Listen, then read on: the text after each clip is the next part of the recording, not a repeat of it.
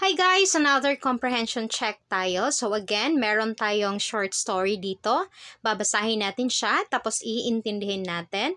And then later on, meron tayong mga questions na sasagutan.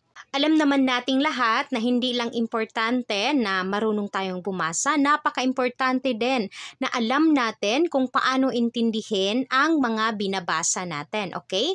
At the very young age, dapat alam na ng bata kung paano intindihin ang kanyang binabasa. Ngayon, babasahin na natin ang ating story. Pagkatapos, iintindihin natin siya and then later on, sasagutan natin yung mga questions sa baba. Okay? So let's start. Beth is going to wrap a present.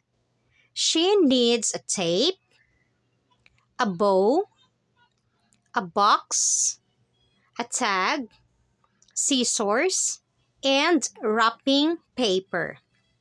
First, Beth cuts the paper. Next, she tapes it around the box. After that, Beth ties a bow on top. Finally, Beth writes the name on the tag and adds it to the gift. Tapos na natin siyang binasa, so ngayon intindihin naman natin siya. Okay?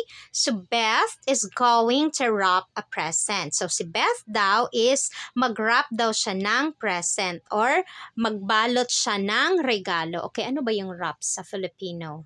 Sorry. Balutin, siguro ganon. Okay, so magbalot siya ng present. She needs a tape, a bow, a box, a tag, scissors, and a wrapping paper. Okay, so ito na yung mga kailangan ni Beth para makarap siya ng present. Ang kailangan niya is tape, yung pandikit, okay, adhesive tape, bow, yung ribbon na tinatawag natin, box, of course, yung box, tag, ito yung sinusulatan natin ng from or to, ganon. Scissors, of course, gunting, and a wrapping paper. So ito yung binabalot natin sa mga regalo. First, Beth cuts the paper. Okay, so ang una daw ginawa ni Beth ay kinot niya yung paper or ginupit niya yung wrapping paper. Next, she tapes it around the box. Okay, so ang ginawa niya pagkatapos sa kanyang ginupit na wrapping paper is tinape niya yon sa palibot ng box. After that, Beth ties a bow on top. Okay, so pagkatapos niyang na-wrap yung wrapping paper sa box, ang ginawa niya is nag-tie or nagtali siya ng bow sa taas ng box. Finally, Beth writes the name on the tag and adds it to the gift. Okay, so ang last na ginawa ni Beth is sinulat niya ang pangalan sa tag at pagkatapos is dinagdag niya sa gift or dinikit niya sa gift yung tag.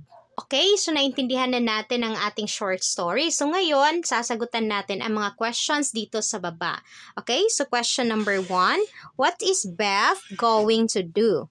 So ano daw yung gagawin ni Beth? Okay, so base sa ating story, ano yung gagawin ni Beth?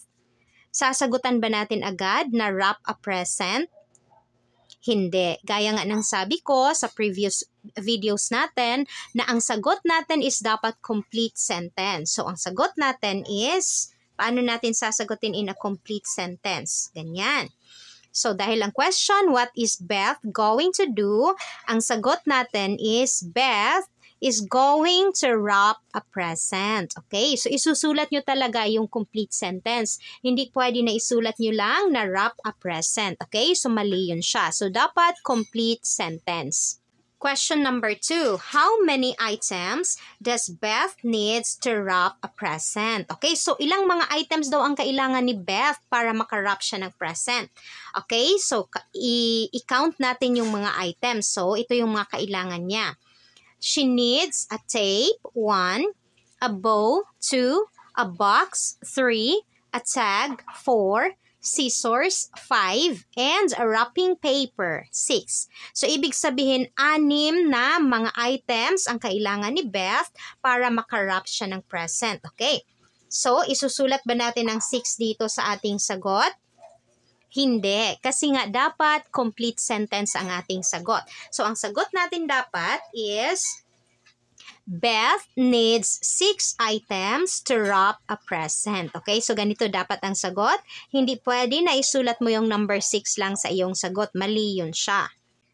Question number 3, what is the first thing that Beth does? Okay, so ano daw yung pinakaunang ginawa ni Beth para makarap siya ng present?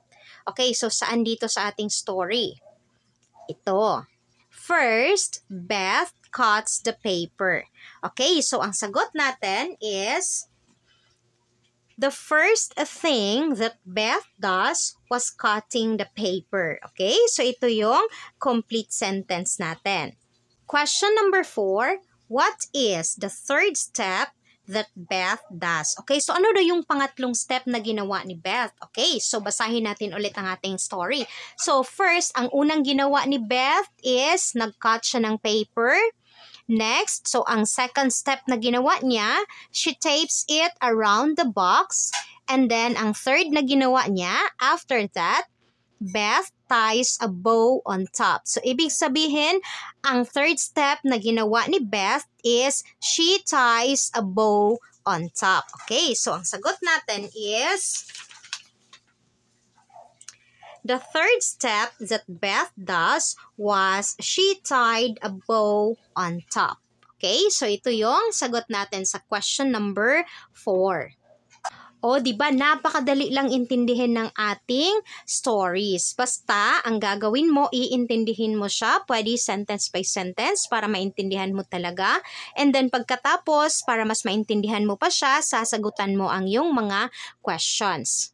And always remember, sa pagsagot ng mga questions is dapat complete sentence. Okay? So, mali yung hindi kompleto ang iyong sagot. So, dapat complete sentence talaga siya. Okay, so that's all for today's video, guys. Sana may natutunan kayo sa ating lesson for today. See you on our next comprehension check. Bye!